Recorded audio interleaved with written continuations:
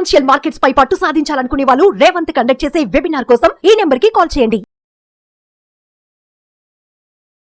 Suman TV ప్రేక్షకులు నమస్కారం, నేను మీ రేవంత్ చలమల.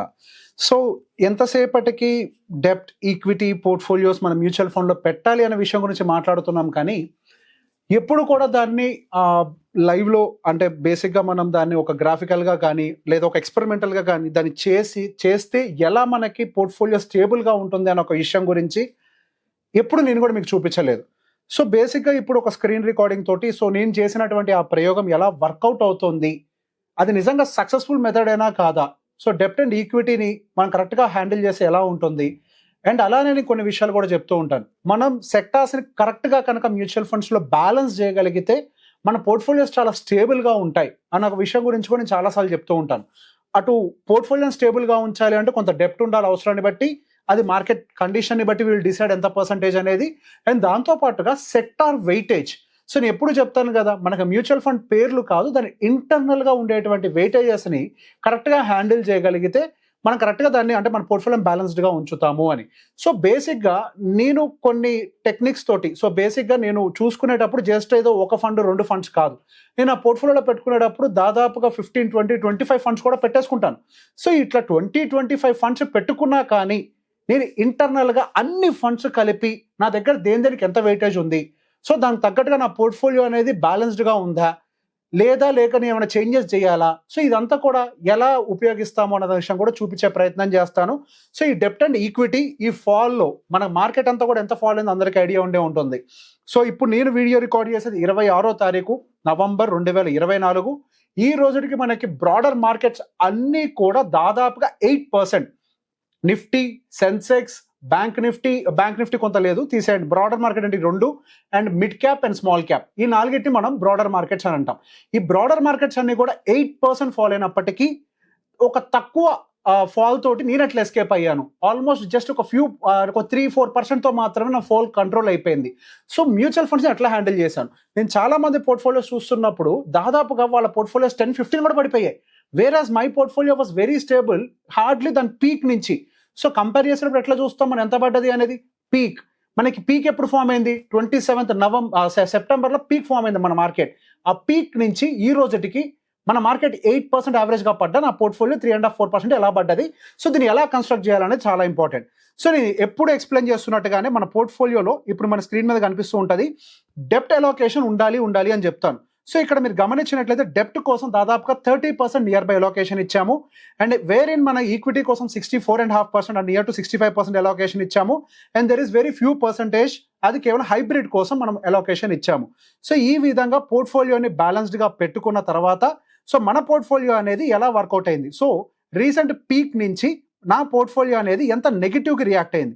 సో ఇక్కడ మీకు కనిపించినట్లయితే 27th సెప్టెంబర్ని ఒక టైం ఫ్రేమ్ని ఫిక్స్ చేసాం మా సాఫ్ట్వేర్లో. సో 27th సెప్టెంబర్ మీరు ఎవరైనా చార్ట్స్ ఓపెన్ చేసి చెక్ చేయండి, 27th September is the peak of the market. So అక్కడి నుంచి ఈ రోజుటికి అంటే మనకి అప్రాక్సిమేట్గా నేను చేసే టైంకి ఇంకా ఎనవి అప్డేట్స్ కావు కాబట్టి నవంబర్ 25th టైంకి నా పోర్ట్ఫోలియో ఆ రోజు నుంచి ఈ రోజు వరకు జస్ట్ -3.15% మాత్రమే పడ్డది. వేరస్ బ్రాడర్ మార్కెట్ 8% పడిపోయింది, అంటే ఆల్మోస్ట్ లెస్ దెన్ హాఫ్. గట్టిగా మార్కెట్ పడ్డ దాంట్లో 40% పడ్డాం. And the good thing here is I have 30% sitting in డెప్ట్ cash component where I can buy at the cheaper prices. That was the real advantage of constructing a portfolio. So పోర్ట్ఫోలియోని construct చేయండి, mutual fund అంటే కళ్ళు మూసుకొని కొంటాం కాదు అంటానికి why అని అంటే ఇది రీజన్. మార్కెట్ పడ్డా కానీ అటు నాకు ఇవన్నీ కూడా సపోర్టింగ్గా ఉంటాయి. సో జస్ట్ ఒకటి డెప్ట్ పెట్టేస్తే మనకి ఇక్కడ వర్క్ అయిపోయింది అని అంటే డెఫినెట్లీ నాట్. సో బేసిక్గా ఎసెట్ అలోకేషన్ చేసుకునేటప్పుడు మేము మా కాన్సన్ట్రేషన్స్ ఎక్కడ ఉండాలి అంటానికి కూడా మీకు చూపిస్తాను. So basic if you can see మా కాన్సన్ట్రేషన్ దాదాపుగా టాప్ 3 ఇండస్ట్రీలోనే నేను 40% అండ్ టాప్ 5 ఇండస్ట్రీస్లో దాదాపుగా 48% అలోకేషన్ ఇచ్చాము. సో బేసిక్గా దేని మీద అయితే నేను ఖచ్చితంగా మార్కెట్స్ మనకు స్టేబుల్గా ఉంటాయని నేను నమ్మానో వాటి మీద మనం కొంచెం ఎక్కువగా ఫోకస్ పెట్టాం. If you can see IT software related ఇండస్ట్రీకి okay let me change to the sector. Industry అంటే కొంచెం కన్ఫ్యూజ్ అవుతాం, సెక్టర్లోకి చేంజ్ చేద్దాము. సో ఐటీ సెగ్మెంట్ కోసం దాదాపు 30% అలోకేషన్ ఇచ్చాం. సో రీసెంట్ ఫాల్లో మీరు గమనించినట్లయితే IT segment is the only sector which is in positive. Of course పెద్ద ఎత్తున పాజిటివ్ ఏం లేదు, ఒక 1% పాజిటివ్ ఉంది. సో బేసిక్గా 30% అలోకేషన్ ఐటీలో ఉండబట్టి నా పోర్ట్ఫోలియో అసలు డౌన్ సైడ్ పుల్ కానివ్వకుండా మెజారిటీ ఆఫ్ ద టైం అది ఆపేసింది. అండ్ ఆ తర్వాత బ్యాంకింగ్. ఆ బ్యాంకింగ్లో ఏంటి, again if you go and see, ఆ బ్యాంకింగ్లో I have private banking, not the PSU banking. ఇంకా కోర్లోకి వెళ్ళి చూస్తే 9% ప్రైవేట్ బ్యాంకింగ్ మీద ఫోకస్ పెట్టాం. రీసెంట్గా పడ్డ వాటిల్లో private banking is one of the least fallen, hardly 3-4% పడి ఉంటుంది అంతే. అండ్ నెక్స్ట్ ఫైనాన్స్, అది కూడా 4% పడ్డది. ఫార్మాసిటికల్స్, అది కూడా అంతే 3-4 అండ్ కొంచెం 8% రీసెంట్ కరెక్షన్లోకి వెళ్ళింది. So there are other sectors are also, but very few weightage.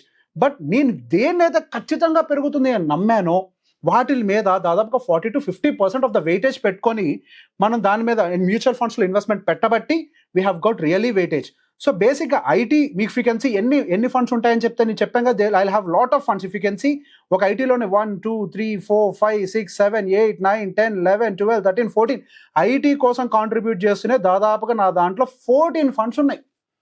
అందులో కోర్ ఐటీ కోసం ఫోకస్ చేసే ఉంటాయి, sector based. There could be some other flexi cap and mid cap also, వాటిలో కొంత ఫోకస్ ఉంటుంది. సో బేసిక్గా మనం పోర్ట్ఫోలియోని చెక్ చేసుకునేటప్పుడు, పోర్ట్ఫోలియోస్ని రివ్యూస్ చేసేటప్పుడు మనం మార్కెట్స్లో ఇన్వెస్ట్ చేస్తున్నాం కదా. Mutual fund is directly subjected to markets. So బేసిక్గా mutual funds are no way different from the stock market. మనకి స్టాక్ మార్కెట్లో ఏ సెక్టర్స్ మూవ్ అవుతాయో డెఫినెట్గా మన దగ్గర కూడా మ్యూచువల్ ఫండ్స్లో అవే కదా మంచి రిటర్న్స్ ఇచ్చేవి, లేదా మన పోర్ట్ఫోలియోస్ని స్టేబుల్గా ఉంచేది. సో బేసిక్ ఇట్లా ఫోకస్గా కనుక కొంచెం మనం ప్లాన్ చేసుకొని మన పోర్ట్ఫోలియోని డిజైన్ చేసుకోగలిగితే, then yes, we can really create good impact in our portfolios. So బేసిక్గా ఎవరైనా, నేను అందుకే చెప్తాను, మ్యూచువల్ ఫండ్ అంటే కళ్ళు మూసుకొని పిక్ చేయటం కాదు. Mutual fund will have lot of analysis to be done. ఒక ఫండ్ని పిక్ చేసేటప్పుడు కానీ, ఒక పోర్ట్ఫోలియోని కన్స్ట్రక్ట్ చేసేటప్పుడు కానీ, we should have an economic understanding.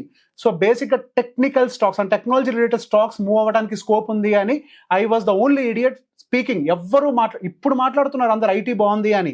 నేను ఎప్పటి నుంచో నా వీడియోస్ ఫస్ట్ నుంచి చూస్తున్న వాళ్ళకి ఐడియా ఉండే ఉంటుంది, ఐటీ బాగుంటుంది, ప్రైవేట్ బ్యాంకింగ్ బాగుంటుంది, ఫైనాన్స్ బాగుంటుంది, ఫార్మాసిటికల్ బాగుంటుంది, కన్సంప్షన్ థీమ్స్ బాగుంటాయి. ఇంకా ఈ పోర్ట్ఫోలియోలో consumption was slowly building now, because ఇప్పుడు కొంచెం కరెక్షన్స్ జరుగుతున్నాయి కదా. మొన్నటిదాకా ర్యాలీ అయింది కాబట్టి నేను యాడ్ చేయలేదు. I will add the consumption also. నేను ఏవైతే చెప్పానో అవే నేను వాటిల్లో ఇంప్లిమెంట్ కూడా చేస్తున్నాను. And I have shown you the evidence. Market పడేటప్పుడు కూడా మన పోర్ట్ఫోలియోస్ ఎంత స్టేబుల్గా ఉంటాయి అనేది. నేను డెప్ట్ పెట్టుకోండి, మనం ఫోకస్డ్గా కొంతవరకు కొంచెం అనాలిసిస్ చేసి కనుక ఫండ్స్ని పిక్ చేస్తే బాగుంటుంది అని ఏవైతే చెప్పానో వాటన్నిటి ఇంప్లిమెంట్ చేసిన దాన్ని మాత్రమే మీ దగ్గరికి తీసుకొచ్చాను. అండ్ అగైన్ ఇప్పుడు ఏదైతే కాన్సన్ట్రేషన్ చూసారో మీరు ఆ కాన్సన్ట్రేషన్స్ని మెయింటైన్ చేయడానికి ఇక మీదట కుదరదు. వై? నేను దీన్ని ఐటీ 30% అలోకేషన్ నేను ఇప్పుడు ఇవ్వలేదు, డిసెంబర్లో ఇచ్చాను. ఇప్పుడు మీరు ఐటీకి 30% అలోకేషన్ ఇస్తే it might not work out. And in the same way ఇప్పుడు ఫైనాన్స్ అండ్ బ్యాంకింగ్కి నేను ఏదో 10 ఇచ్చాను కదా, అది మీకు ఇప్పుడు వర్కౌట్ కాదు. And going further I might increase also. So బేసిక్గా నేను అనాలిసిస్ చేసుకోవడం నాకు వచ్చు కాబట్టి I will take this concentrated. So even though in fact అందరూ మిడ్ స్మాల్ ఇవన్నీ కూడా ఓకే కదా, ఇన్ఫ్యాక్ట్ అవి కంపారిటివ్ కొంచెం తక్కువ రిస్క్ కదా. But here even though carrying the concentrated portfolio, అంటే ఎక్కువ కాన్సన్ట్రేటెడ్గా సెక్టార్స్ మీద ఫోకస్ పెట్టినా యాక్చువల్గా వాటిలో వాలటాలిటీ ఎక్కువ ఉంటున్నా కానీ వాటిల్లో మనం స్ట్రాంగర్ బెట్ కనుక తీసుకోగలిగితే డెఫినెట్గా డౌన్ఫాల్ వచ్చేటప్పుడు లిమిటెడ్ రిస్క్ తోటి ఉంటాం, అప్ సైడ్ మూవ్ అయ్యేటప్పుడు పొటెన్షియల్గా మూవ్ అవుతాం. And always say this, IT బాగుంది ఇప్పుడు అని అందరూ మాట్లాడుతున్నప్పుడు ఇప్పుడు ఎంటర్ అవుతారు, కానీ ఎంటర్ అవ్వాల్సింది ఇప్పుడు కాదు. మనం ఐటీలోకి ఎంటర్ అయ్యి ఉండాల్సింది యాక్చువల్గా మనం ఏ డిసెంబర్లోనో జనవరిలోనో ఎంటర్ అయిపోయి ఉండాలి. ఇప్పుడు ఎంటర్ అవటం వల్ల మనకి పెద్దగా అడ్వాంటేజ్ జరగదు. So the concept time of entry is very important in to the sectoral thematical. So బేసిక్గా ఇట్లా కనుక మనం ప్రాపర్గా అనాలిసిస్ చేస్తే mutual fund is a beautiful game. మనం స్టాక్ మార్కెట్లోకి వెళ్ళి ETFలు కొనాలి, స్టాక్స్ కొనాలి, ఎంత అవసరం లే. అసలు మ్యూచువల్ ఫండ్స్లో ప్లే చేయగలిగేంత గేమ్ ఎందులో చేయలేము, బికాస్ రిస్క్ తక్కువ. We can take aggressive steps here. But again as a disclaimer I'm telling, thematic and sectoral are only for the pro users. అందరూ కూడా వీటి జోలికి రావద్దు. ఎవరైతే ప్రాపర్గా టెక్నికల్ అనాలిసిస్ మీద కొంత నాలెడ్జ్, ఎకనామిక్ అనాలిసిస్ మీద కొంత నాలెడ్జ్ ఉంటుందో వాళ్ళు మాత్రమే వీటిని పిక్ చేయాలి, లేకపోతే వాటి జోలికి వెళ్ళొద్దు. ఒక చిన్న ఎగ్జాంపుల్ చెప్తాను, వీటిని ఎలా పిక్ చేసానంటే ఎగ్జాంపుల్ చెప్తాను, so that we can wind it up. ఇక్కడ నుంచి ఇక్కడితో మనం వైండ్ అప్ చేస్తాము. ఒక చిన్న ఎగ్జాంపుల్ చెప్పి ఎలా పిక్ చేసాము అనేది ఇంతకుముందు కూడా చెప్పాను, ఇప్పుడు చెప్తాను. సో ఈ ప్రాసెస్లో మనం ఇట్లా పిక్ చేయాలంటానికి మీకు అర్థమవుతుందని అంతే. ఫెడ్ ఇంట్రెస్ట్ రేట్ కట్ చేస్తుంది అన్న ఒక విషయం మనకి 2023 జూన్ జూలై నుంచే క్లారిటీ ఉంది, ఇక వాళ్ళు పెంచరు అని. సో బేసిక్గా వాళ్ళు ఆల్మోస్ట్ కటింగ్కి ప్రిపేర్ అవుతారు 2024లో అన్న విషయం మనకి డిసెంబర్ టైంకి అర్థమైపోయింది. ఫెడ్ ఇంట్రెస్ట్ రేట్ కనుక కటింగ్ చేస్తే ఇండియన్ ఐటీ సెగ్మెంట్కి మంచి అడ్వాంటేజ్ జరుగుతుంది. సో బేసిక్గా దానివల్ల మన ఐటీ మీద డిసెంబర్ నుంచి ఫోకస్ పెట్టడం మొదలు పెట్టాం. అండ్ దాంతో పాటుగా cutting down the taxes on the pharmaceutical industry will Boost the pharmaceuticals. దానికోసం ఫార్మాసిటికల్ పిక్ చేశాం. గత కొన్నాళ్ళుగా మనకు అసలు ఫేర్ వాల్యుయేషన్ అండ్ అసలు ర్యాలీ అవ్వని ఇండస్ట్రీస్ ఏమైనా ఉన్నాయి అని అంటే అవి ఫైనాన్స్ అండ్ ప్రైవేట్ బ్యాంకింగ్ అని ఎప్పటి నుంచో చెప్తున్నాను.